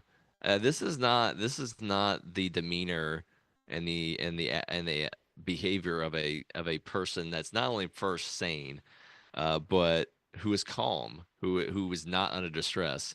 He don't look too good. I mean, he never looked good. But he looks like he just got like raped before he came onto the show. Like he looks bad. If you saw this guy in an elevator trying to pitch you something, you would just be like pressing the button for the next floor to get out at the very next opportunity.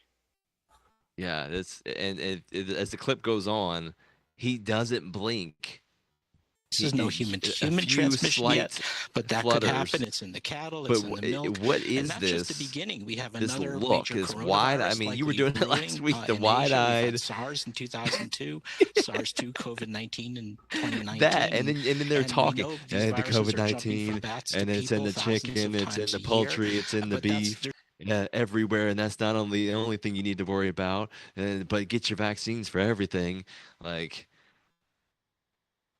if he came up to you on the street randomly and stuck his face into your face and asked you to do something, or you would freak out. You would run away in fear. But this guy gets to tell everybody what to put in their arms. Yeah, him and Fauci. Woo! They there's some kind of special, and I hope that they never get onto mainstream media again. Mainstream media being Joe Rogan, our show, Jordan Peterson show, all the other mainstream shows that get big numbers, right?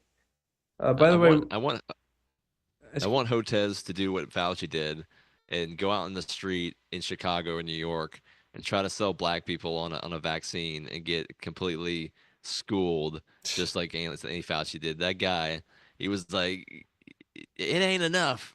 9 months ain't enough. And I don't know what you're doing with putting that in my arm. And this is all a fear. It's a campaign of fear. Man, how prescient that guy was when that aired. And that wasn't like an HBO documentary trying to lionize Fauci, but yeah, he just ended up getting owned by a very smart but average guy. The vaccine might save you. I don't believe it.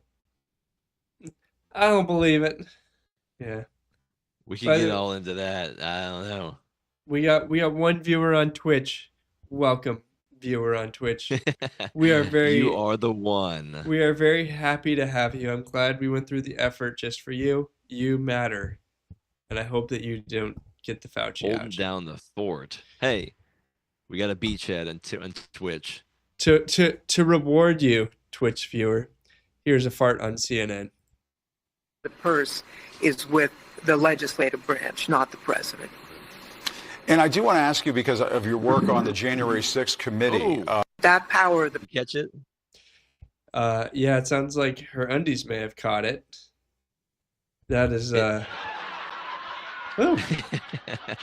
Coincidentally enough, she looks like a human version of a wet fart. I mean, if you were to personify a wet fart, there it is.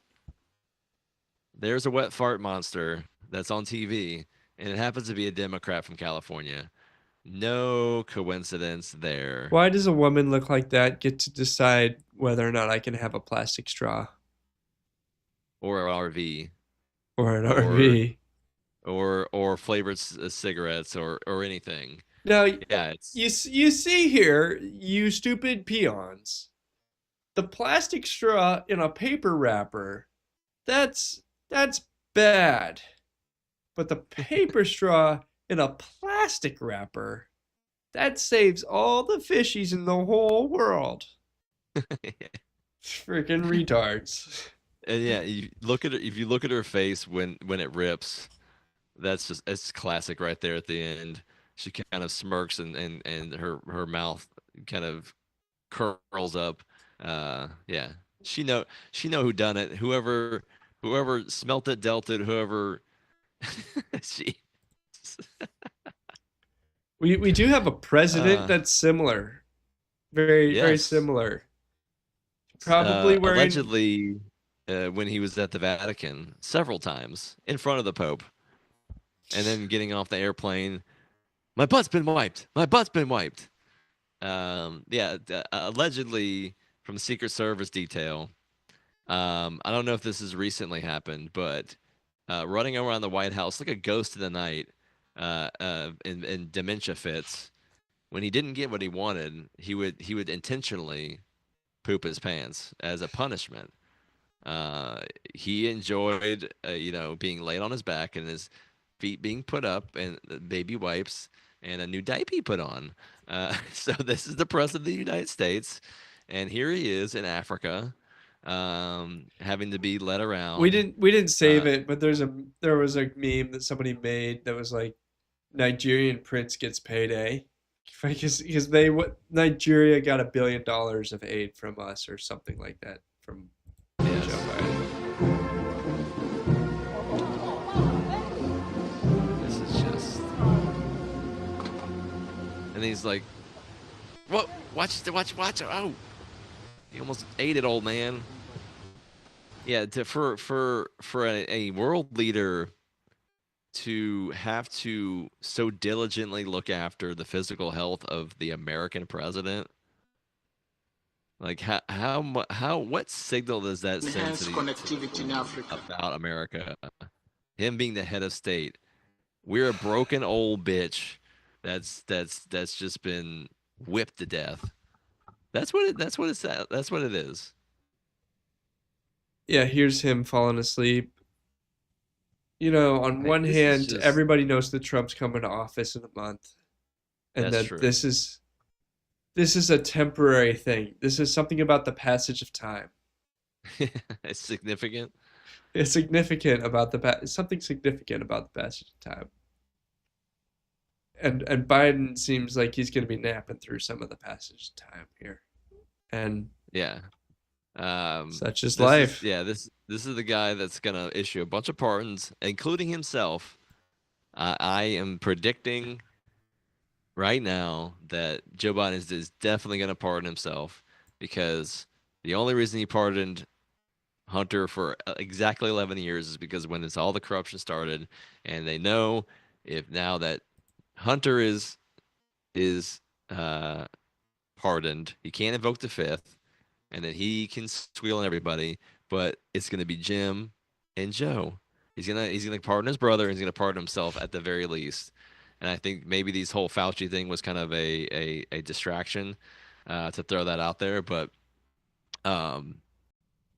yeah, the guy that's falling asleep is the one who basically just used the whole country for the past 8 years, and is going to totally get away with it. It's crazy.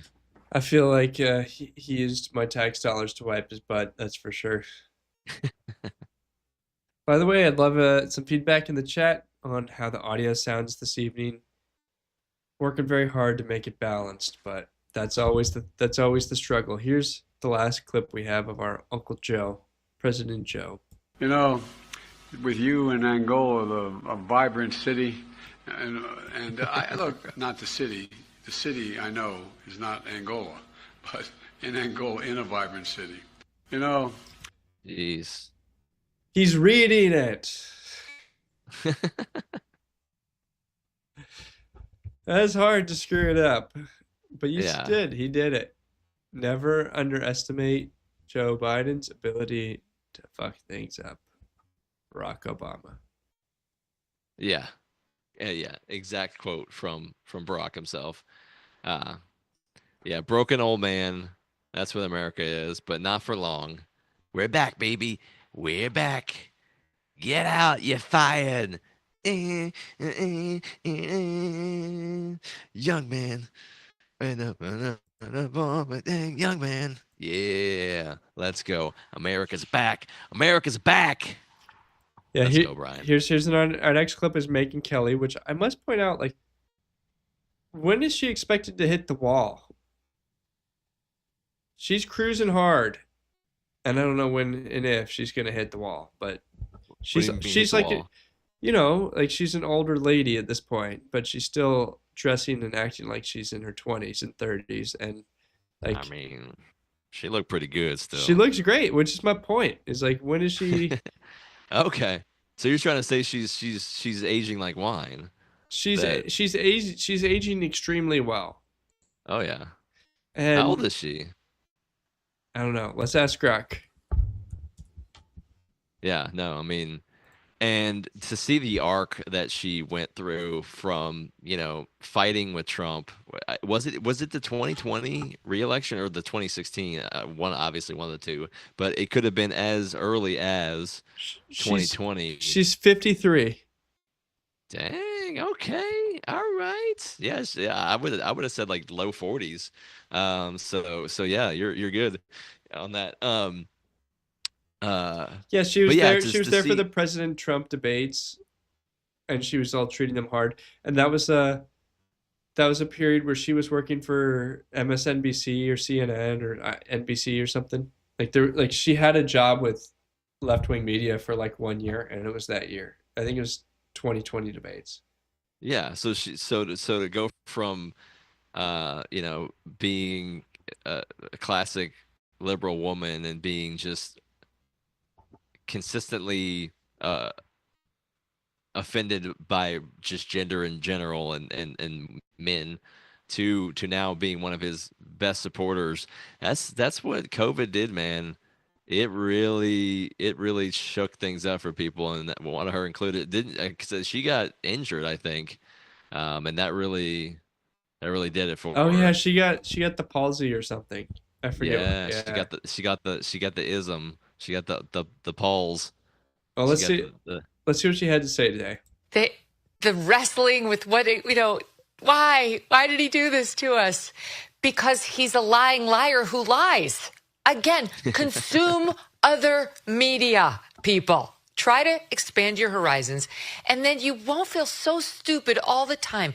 Can you imagine being one of these viewers of like MSNBC, and that's just your only news source? Like not an ironic viewer like the rest of us, who like, oh my God, maybe he didn't collude with Russia. I mean, oh my God, maybe he didn't actually do anything wrong with that phone call with Ukraine. Jeez.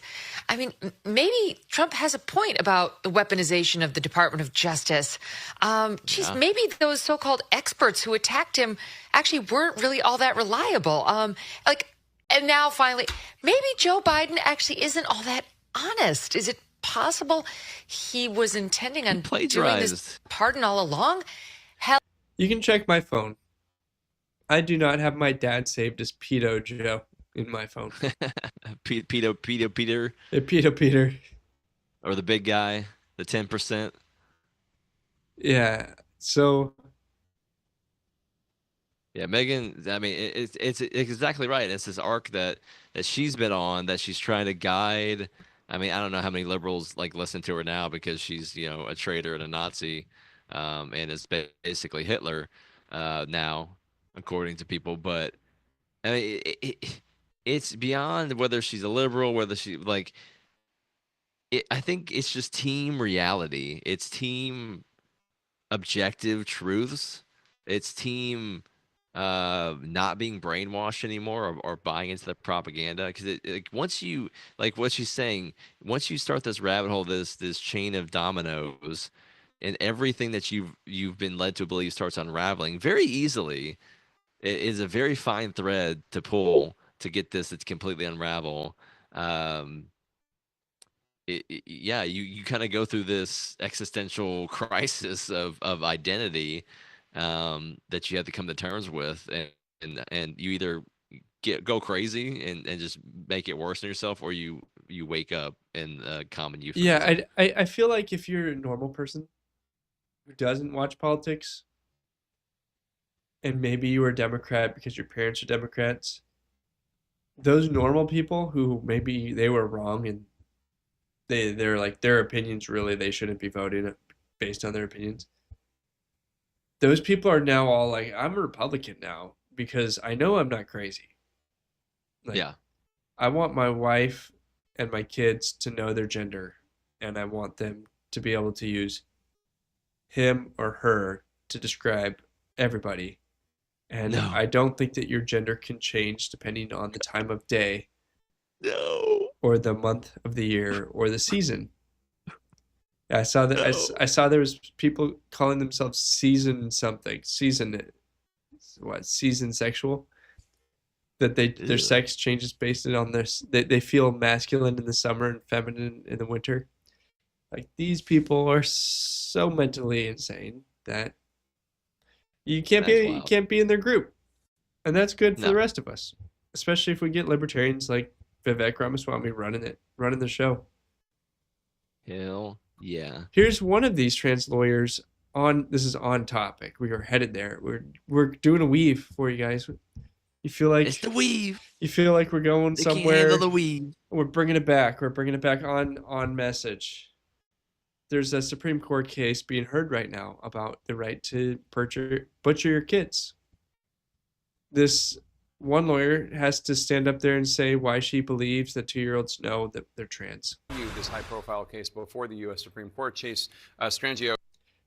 Notice the name is Chase, and there's a beard on the face, but listen to the voice.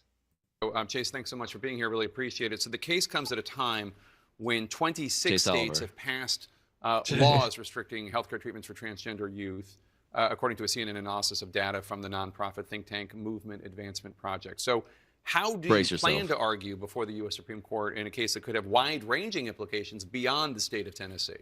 Well, thank you for having me, Jake. And obviously, this is a critical inflection point for transgender people across the country. We're coming off of an election season not taking where tea. transgender people played an outside role in people's consciousness in terms of the way in which we were situated as a threat to others. Why did you and when choose we look not at to the map of states that banned not to transition this type your voice? of evidence-based healthcare, we went from 0 states that had these bans in 2020 to now more than half the country.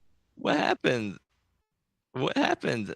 I mean, so you're telling me that children should be able to cut their penises off, but your voice couldn't even successfully change? I don't think we got all the bugs figured out in this whole transing thing. If you look like that, but you also sound like Heather Locklear in the 80s, like, what is happening with this right now? What I can say is that most of the people on the Supreme Court, like Scalia, thought that they would be hearing important cases deciding the future of America. And they're listening to a case about whether or not it's okay to cut the genitals off of a 2-year-old. All right, if you can look like a man and sound like a woman and argue that 2-year-olds should be able to transition to the Supreme Court, then I don't want to hear another thing about me owning guns. All right? Like, if this is what the Supreme Court is worried about, just legalize all guns already, get it over with. The Second Amendment is absolute, and stop playing these games. This is insanity. But yeah, quite shocking. Like I said, we clearly haven't got all the bugs out of the system yet. You didn't want to get, as Bill Burr famously says, you didn't want to get hair plugs 20 years ago when they were stapling ant antennas to your head. Yeah, now they look all right. Like, if you think you're a man or you're a woman and you're the opposite, and you're thinking about transitioning, just take a look at what just happened. Take a look at the things that they build in between people's legs and realize, like, hey, they don't have this all figured out yet. So even if you think you're the opposite sex, I implore you, keep your penis. It'll be worth it. Even if you have the best surgeon in the country right now, the guy's only done a couple of these. He'll be way better if it's even possible. 50 years, like 15 years from now, right? Like they'll know what works and what doesn't. I'm not saying that anything would ever work or that fulfilling your mental illness in this way will make you happy. But definitely you don't want to be one of the first. You're basically a lab rat experiment. Also, yes, putting the wrong hormones in your body for cosmetic effect could mean you die of something else 20 years from now, 30 years from now. They're going to say, don't know. They're going to say, I can't believe that we cut people's forearm skin off and then created a Oscar Mayer wiener that we sewed to their body that had a high likelihood of rotting and just falling off. Whoops, sorry, we don't do that anymore. You know what we do now in 50 years in the future? Elon Musk has a fully cybernetic man suit that you can transport your brain into. There you go. We'll just build you a robot dick. Or we take you off your prescriptions. You get therapy from somebody who doesn't encourage this behavior, and then you go back to being normal, and you have a wonderful life. Yeah, what's sad is there. It's not in the stack, but there was a detransitioner who was like, yeah, there's not one person that like necessarily pushed me, but everybody affirmed it. Like I said one day that I thought I was the opposite, and then everybody was just trying to be nice. It was like, oh yeah, that's who you are now, and like so like no one I can really blame, but I wish somebody would have been like, are you sure? Like just not like an 8-year-old person just being like, oh yeah, you're a guy now, just because you thought for 1 second that you were, and it's the woke, it's the cancel culture, it's the don't say anything, you gotta be correct. Now kids are dumb, they don't know anything, they're developing, they don't have a functioning brain yet. Can we get back to that, to where we recognize that children can't make decisions that affect the rest of their lives? Just more common sense. That's all this is. Yeah. Okay. If the kid can't have mint flavored tobacco, the kid can also not have gender surgery. Simple rule. And preferably they have neither until they're 18. Correct. And also, if your brain isn't fully developed enough to have alcohol until 21, then maybe you shouldn't be allowed to join the army or get tattoos or do other things until you're 21. Or either you're going to lower the age to allow kids to do stupid things younger, or you raise the age on the other things, like how many kids died in the army in Iraq trying to save America. But they really just got lied to by a recruiter when they were 18 and felt patriotic. And man, yeah, it sucks. 100%. Those damn terrorists knocked down those towers. Let's go get them. Let's go get them. Yeah. So, speaking of corruption, Hunter Biden has $300,000 in rent due, and he tried to pay it with poop art. I think your graft for money with the art thing only works when they are paying you off for something. Your landlord isn't going to take it. Yeah, it was a couple years ago that he decided to get into the fine art deal, never having been an artist and never having, done anything like that. The former crackhead is a famous artist. And at the time, I even did a TikTok video on it, and before my account was banned, went pretty viral. Yeah, even Obama's former ethics officer was like, so he's gonna sell art. He's never been an artist professionally, and his paintings are gonna go from $50,000 to $200,000. And he just happens to be the vice president's son. And oh yeah, by the way, all the auctions are secret, and nobody's gonna get to know who the buyer was, who paid off Hunter, who then paid off the big guy his 10%. It's the most public money laundering that I've ever heard of. Yes. It's worse than going to the casino and washing it there. Yeah, he didn't buy laundromats and fake it, right? He just said, I do art now, and people want to pay me hundreds of thousands of dollars for my art. Yes. That's exactly what happened. It's just the most in-your-face public money laundering that's ever happened. That's how we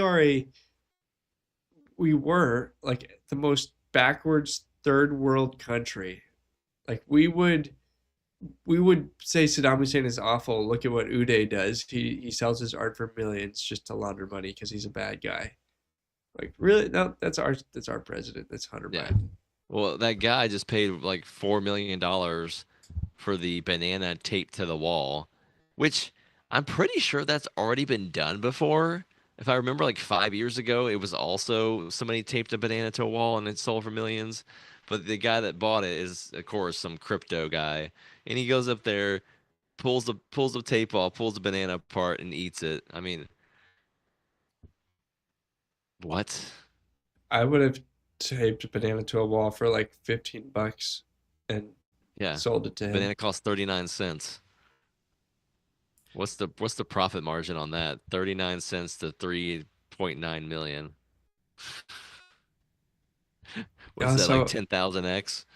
So anyways, here's a beautiful update from Kamala, which is our impersonator. Hey, Guadalupe. ¿Cómo estás? Look, please pay attention. This is important. I know you don't really clean my room anymore since I lost the election and I can't pay you, but you've been cleaning everyone else's room. Have you seen, a little bag with some, Blanco substance inside? No, not that. That's Joe's Metamucil. Okay, Guadalupe, I'll check Hunter's room. Yeah, no, I'm too hungover for your shit. Thank you. Rise and shine, Mother of the Year. Yeah, where's your son? I don't give a shit, Jill. Where's your son? I need something that Hunter took from me. 10 minutes after he got pardoned. 10 minutes, and already my stuff is gone. This is unbelievable. Look, Jill, I don't want to do this with you today, all right? I'm pretty unburdened last night. Now, the bag said Bolivia on it. I know it was Hunter. Just tell me where he is. I love the facial expression. Joe? Yeah, she's good. Joe, wake up. Come on, wake up. You're fine. How else am I supposed to get your attention? Look, well, we just got word that we can't even locate Air Force One, much less Hunter. Are you happy now, you decomposing Nimrod? Are you proud of yourself? That was my last kilo, Joe. More production value, though. I feel like she would be much more effective. Oh, absolutely. It's a better sound effects than that. On the same topic of Joe Biden, no one is above the law. Community Notes just absolutely shredded him. Yeah, obviously they got raked over the coals for this, and we have a bunch of hypocrisy that came out with that. I mean, who would have thought Democrats would be hypocrites and liars? It's insane. But yeah, after going on all the news saying that he wouldn't pardon Hunter, all these types of things. Yeah, this is why Community Notes is great. This is why X is a great platform. Elon Musk, welcome to come on the show. I will gladly bring you to my court. But yeah, just the hypocrisy is crazy. But I love Roseanne. Roseanne is awesome. I'd love to have you on the show one day, Roseanne. It says, watching you guys Donald Trump pardons Steve Bannon, Roger Stone, Michael Flynn, MAGA. This is his right. Joe Biden pardons his son. MAGA. This is so wrong. Imagine watching, having to... How they have to deal with the corruption and then pretend like it's okay. Yeah, it's a hard game, a hard life for them to play. And I kind of get the point, right, of the person with 12 foreheads from New Jersey. But Steve Bannon, Roger Stone, and Michael Flynn, what were their convictions? What were their charges? It was all politically based. I mean, it's very clear that they were. And with Hunter, again, we know very clearly it was clear criminal, nothing that had to do with anything with politics, and it was under his father's Justice Department, which in and of itself is crazy that it even got tried in the first place, that charges were even filed, given everything going on. But Joe said it himself, like in that letter. The Justice Department is politicized, and Trump says the process is politicized. Bring Cash in, bring him in, Pam Bondi. Hopefully she's not, a turd in the punch bowl, but we both agree that it's a very political organization. So what's the big deal? Why y'all mad about these appointments? Dude, I just feel awful that there's any resistance at all. Like, we should be playing the game of, we've got 53 votes. We're going boom, boom, boom, boom, boom. Everything's getting approved. There's no reason to give fight to create infighting on day one over Trump's cabinet. It's freaking ridiculous. Like those Democrats that stole those elections, those 4 Senate seats really cost us a lot. We'd be at 55 or 56 right now. Anyways, we got our first comments over in the X chat. So Rachel Mills at Lady Jade says, I don't know what we were talking about at the time, but that can't be what he really said. Whatever I said, he did say. Our national ritual humiliation ordeal is nearly over. Exactly right, Rachel. It's ritualistic humiliation. And really, they're all fighting with each other at the top too. But at the end of the day, we're not me, but you all are the peons, and the peasants, and they can do whatever they want. But I think we still see a Biden revenge before this is all said and done. I don't think he's gonna take he hasn't, but I don't think he's overpaying the Democrats back for what they did to him. 100%.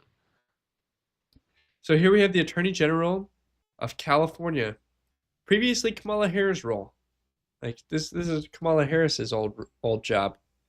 She wants holiday shoppers to spy on businesses and report stores that don't have gender-neutral kids sections. $250 tickets. This is after they've solved all of the crime, property theft, rape, murder, all the big stuff.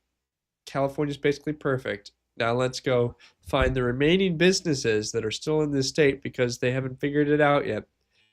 Let's go find them $250. Just announced that holiday shoppers should spy on department stores and report any business that doesn't have a gender-neutral toy aisle. These businesses will face fines from the state of California of $250 to start and $500 for repeat offenders. California, you've gone even crazier since Trump got elected. You never go full California. That's exactly. No, it's an important lesson learned. A commissar at some communist workers' council that is giving out centrally planned orders to all of the state-owned businesses and storefronts, where you come in with your proletariat salary to buy your one brick of bread per month. They couldn't even come up with something this ridiculous, that you want people to snitch on businesses, small businesses, because Target's going to have their gender neutral bathrooms, toy sections.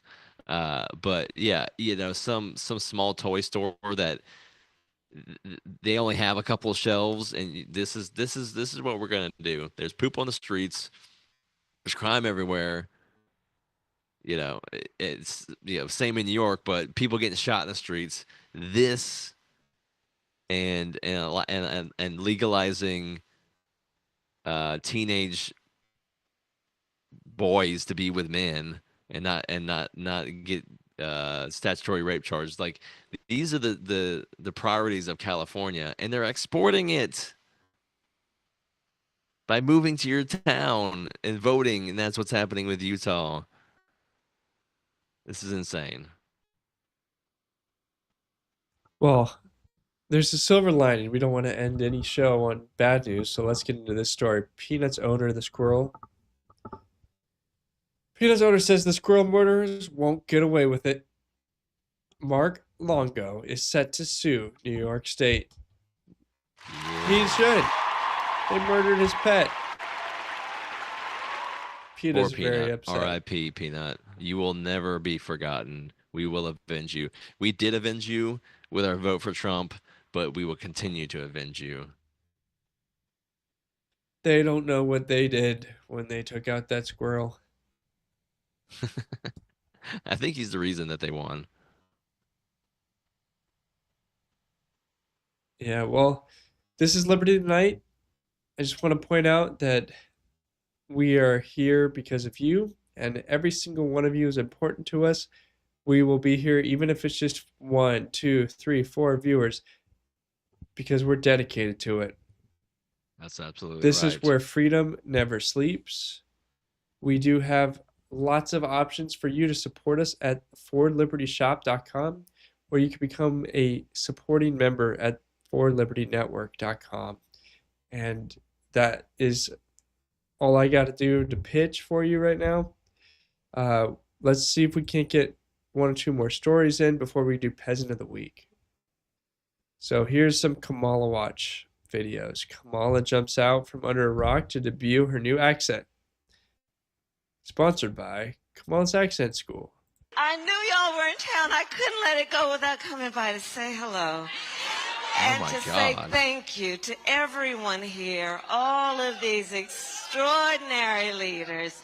I wanted to come by and say happy holidays, Merry Christmas, happy Kwanzaa, happy Hanukkah, whatever you may celebrate. But most important, let's make sure we celebrate each other. I knew. This is Happy Drunk. This is a Merry Christmas show, everybody. Yes. Merry Christmas. We should put together different types of drunk Kamala. Last week it was sad Kamala. It was down in the dumps Kamala. It was self-pity drunk Kamala. This one's, maybe she won a scratch off at the gas station, so she's feeling a little spicy. She got herself some extra, the good stuff from the gas station. And she's ready. It's Friday night. She's ready to go out. She's not completely hungover and beat down yet. She's feeling good. She's had a couple of sauces in her, and I think to be on brand, she's got a 40 of something. You just lost an election. It ain't malt liquor. It's straight vodka or something. You just lost the election. It's gonna be a 40 or something. But I hope some people did get rich. Here's a short clip about the set of Call Her Daddy. There's a little bit of controversy about that podcast because you did. Oh. Do you know about this? No, what? Because in D.C., this interview happened in D.C. Yeah. In a hotel. Yeah, not in a hotel. It was like a random house. It was like random house. But apparently, you can tell me, they spent, meaning the Harris campaign spent like $100,000. I did see you that. know about this? It's hilarious. To build the studio. Yeah, it's not true. Not true. To make it look like it was the studio that you used in L.A. My studio that is gorgeous in Los Angeles doesn't even cost six figures. So I don't know how cardboard walls could cost six figures, but. But do you think they did that? I mean, you saw Absolutely not. With love to them. Oh my God, it was gorgeous, but like, it wasn't that nice.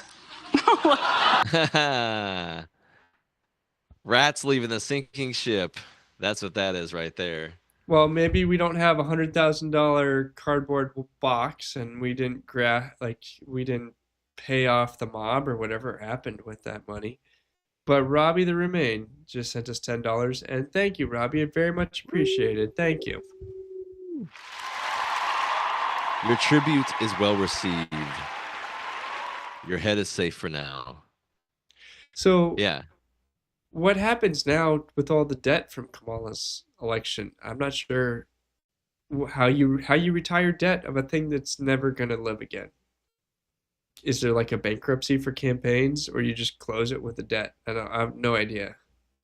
Yeah, I don't know either. I mean, they're still trying to milk their people out of it, but yeah, I still think that that Trump should absolve their debt, and then they're now indebted to Donald Trump literally, and he makes them make monthly payments until they pay it off.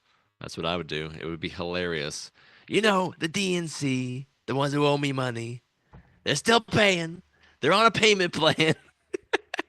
The DNC, they owe me money. That would be hilarious. Man, $1.5 billion raised and spent trying to force Kamala down our throats. Whew. Yeah, the Raging Cajun, James Carville, wants his money back.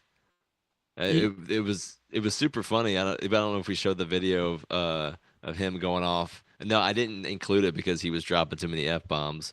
But yeah, talking about waste and spending, I think like 600 million of that 1 billion was just in payroll or whatever, or positions.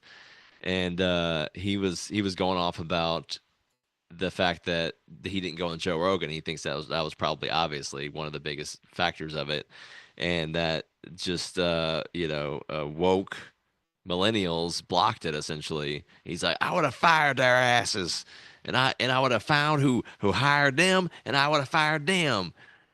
His Louisiana accent. The Democrats, they need to grow up. I would have fired her. You're stupid. You don't know nothing. You're just a child. Yeah. I'm guessing it's got to be like these 25-year-old wokies in charge of spending money and figuring out what to do with it. And what do you do when hundreds of millions of dollars are coming in every month and you've got to spend it like immediately? Besides paying off everybody who wants to be a consultant, you still have so much money, like so much freaking money. Like I couldn't possibly spend it. If you had given me that task, I would have spent it poorly. Because absolutely, the only choice is like literally anything that comes before me is getting a check. And that's what she did. Trump had 2 years to plan what he was doing. She did not. Now, maybe they could have been more organized and Joe could have dropped out earlier, but I'm thankful for what happened because we got the response that we needed. We got a Trump victory. We have Doge coming in. We're going to fire federal employees. We're going to deregulate this country. We're going to bring freedom back to America. We're going to deport millions of illegals. 2025 is going to be an epic time, but it's not completely done yet. We're not all the way there, everybody. We have to deal with this freaking cold outside and get through what did the Dems call it? The winter of sickness and death for the unvaccinated. Yeah, well, that's their winter. Our winter is just like the hang out in like this jolly atmosphere and get to the Trump admin. We're just gonna kick the can a little bit, get some nice warm drinks, sit by the fire, and wait for this party to begin. Because the fireworks are gonna be like.